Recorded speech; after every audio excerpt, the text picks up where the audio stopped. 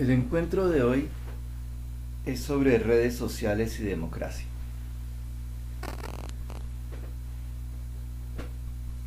Me gusta siempre, al abordar algún tema, algún asunto, hacerme 4 preguntas. ¿Qué? ¿Por qué? ¿Para qué?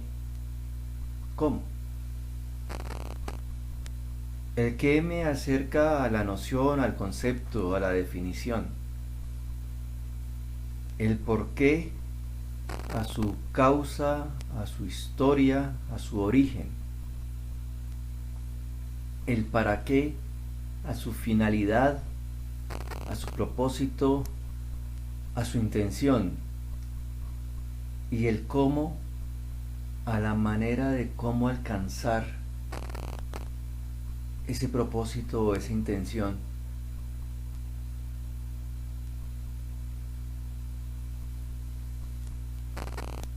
Y es el método que voy a tratar de seguir en este encuentro. Entonces, la primera pregunta: ¿qué? ¿Qué es red social y qué es democracia?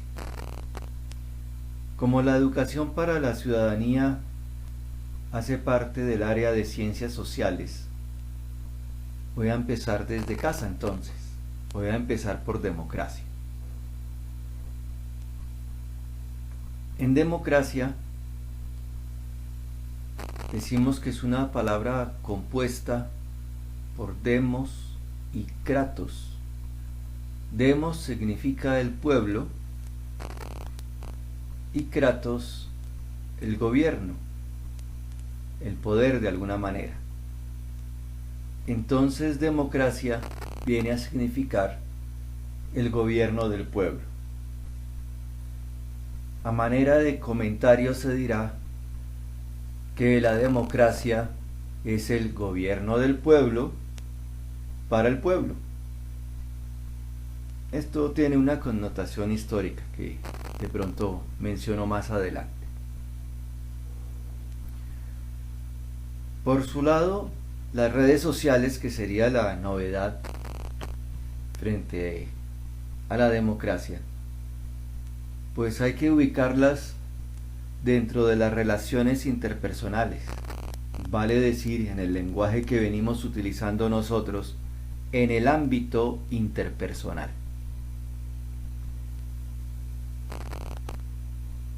Casi siempre hoy pensamos redes sociales y nos referimos a las aplicaciones, pero no son estas las únicas redes sociales.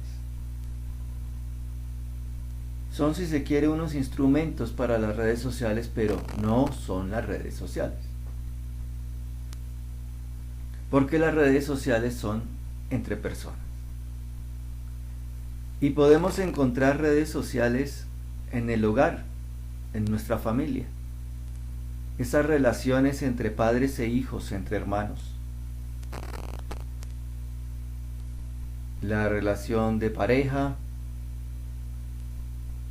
esa cercanía que tienen unos hijos con papá, otros con mamá. Y a veces se dan esos hogares en que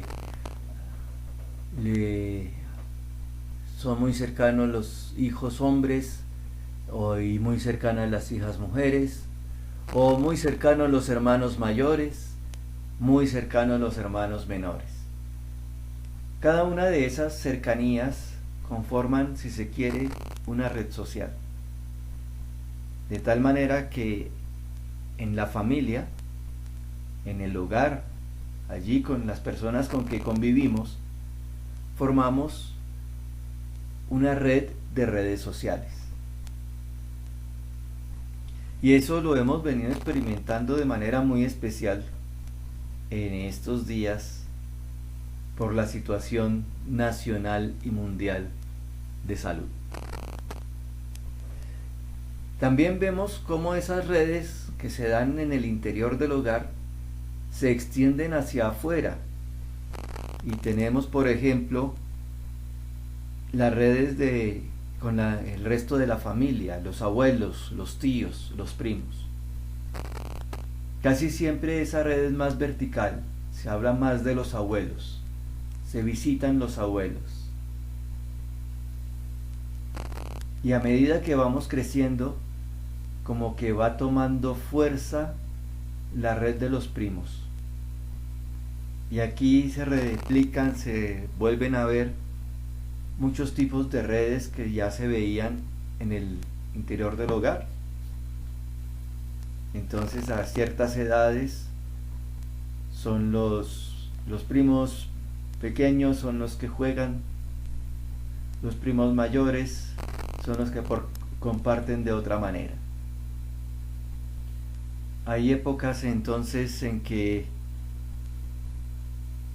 está la red de los hombres, de los primos hombres, y la red de las primas mujeres. Y eso se ve mucho en las reuniones familiares.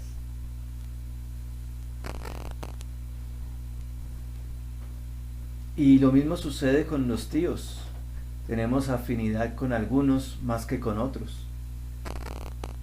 Y los tíos tienen mayores cercanías con unos primos, con unos sobrinos que con otros. E igualmente sucede con los abuelos. Y es tan cierto que muchas veces en las reuniones familiares se habla sobre eso.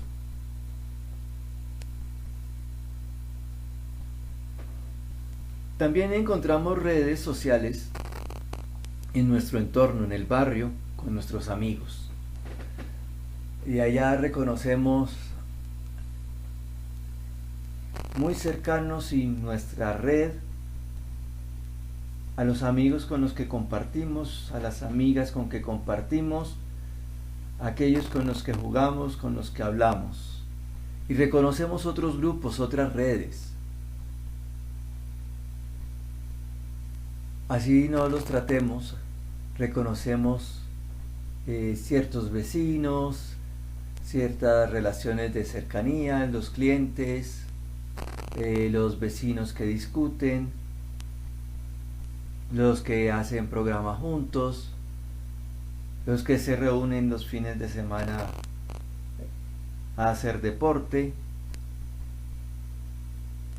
Todas esas son redes sociales. También nosotros en el colegio establecemos redes de distintos niveles. Cada uno de los estudiantes tiene sus amigos cercanos. Esa es una red. Y dentro de un salón hay varias redes de amigos. Luego tenemos una red de compañeros de clase, de compañeros de salón. Una red de conocidos por lo menos o amigos de la sede.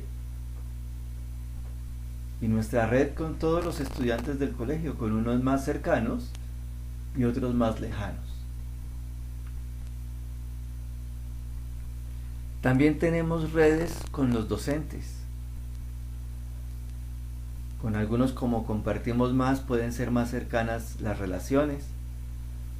Otros tienen una manera de ser que permite acercarse más, hacer comentarios más personales. La diferencia de establecer una red con un docente hombre o con una docente mujer. Y también tenemos redes en los lugares públicos, como colegio. Entonces las redes con nuestros vecinos, que aquí en Educación para la Ciudadanía habría que llamar ciudadanos. Y nuestros padres también tienen redes de distinto tipo. Y la primera que se nos viene a la cabeza es la red de trabajo, de sus ocupaciones.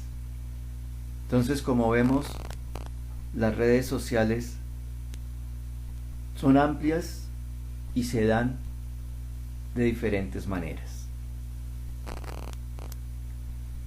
La segunda pregunta es el por qué.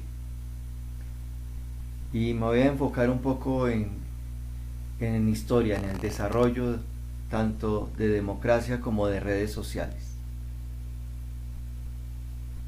En democracia, tal como la hemos definido, es una palabra que nació en la antigüedad, en una cultura, en una civilización, en la Grecia antigua, y en el idioma de ellos es que está conformada la palabra. Demos era la palabra que ellos usaban para referirse al pueblo, a la gente, y kratos, la palabra que ellos usaban para el poder o para el gobierno.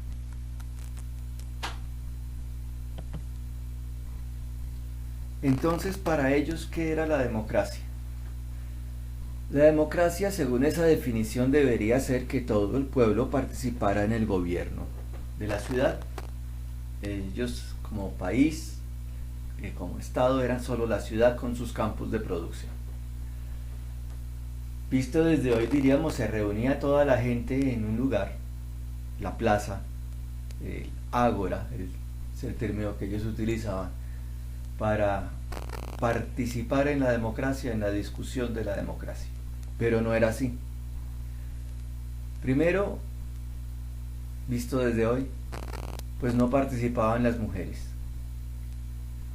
Segundo, no participaban los niños. Tercero, no participaban los que no sabían leer o escribir. Entonces supongamos que la sociedad estaba conformada por 10 personas, entre mujeres, niños, hombres. Pues prácticamente la mitad ya salía porque eran mujeres. Supongamos que 2 de los 5 restantes eran niños. Entonces quedaban 3 para esa discusión en cuanto a proporción con el pueblo. Y digamos que uno de esos no sabía leer ni escribir. Entonces quedaban 2 por cada 10 personas del pueblo, de la gente que vivía en el pueblo, en la ciudad, eran los que participaban en la democracia. Esa es la idea básica. Se reunían y a través de argumentos era que exponían y analizaban las situaciones y la búsqueda de soluciones. Y solamente al final se votaba a favor o en contra de una posición que era la que parecía que había sido la mayoritaria. Con la votación se confirmaba.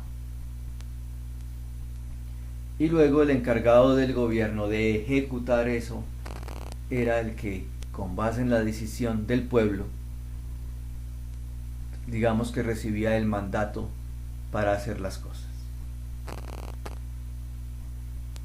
Esto sucede hace unos 2300 años y desaparece. Después la civilización que dominó ese territorio, Europa, el Mediterráneo, fue la civilización romana. Y a esta civilización la recordamos más como imperio que como república. República, en el idioma que ellos hablaban, el latín, significa la cosa pública, la cosa del pueblo. Y de alguna manera es un eco de democracia. También reducida esta democracia a la deliberación en el Senado. Pero allí eran los patricios, los padres del pueblo, que eran las personas principales, las adineradas y de alguna manera también los que habían prestado algún servicio importante al imperio como militares. Ese es el origen siempre de la nobleza. Cuando cae el imperio romano en la Europa occidental, pues queda el imperio romano de Europa oriental y de Asia, y un poco del norte de África. Poco tiempo después de la caída del imperio romano, aparece el Islam en Arabia, que es Asia, y se extiende hacia el norte, hacia el oriente y hacia el occidente por el norte de África. Y en nuestro occidente, por el occidente de África, pasa al norte, a lo que hoy es España, por el que llamamos el Estrecho de Gibraltar. Parte de España fue conquistada y gobernada por el Islam. ¿Qué pasó en el intermedio en esa Europa desde la caída del Imperio Romano? El Imperio Romano desaparece porque se fue desmoronando internamente y porque desde el exterior llegaron lo que llamamos las tribus bárbaras, que no tenían el mismo grado de cultura y por eso no hablamos mucho de una civilización bárbara. Decae la cultura en todos sus órdenes y entre esos órdenes está el de la política y por tanto el de la democracia. 300 años después, en el siglo VIII, aparece un primer imperio dentro de estos pueblos bárbaros, dentro de estos reinos, que es el reino de los francos con el imperio carolingio, que fue la segunda dinastía en este reino. Y en este reino se empezó nuevamente a tratar de restaurar el gobierno, y por eso se llamó imperio y se le llamó también la Segunda Roma, recordando al Imperio Romano. Estamos en plena Edad Media. No hay una gran organización política como lo fue el Imperio Romano, sino pequeñas organizaciones, pequeños reinos de estas tribus que llamamos bárbaras, porque no eran de la misma cultura romana.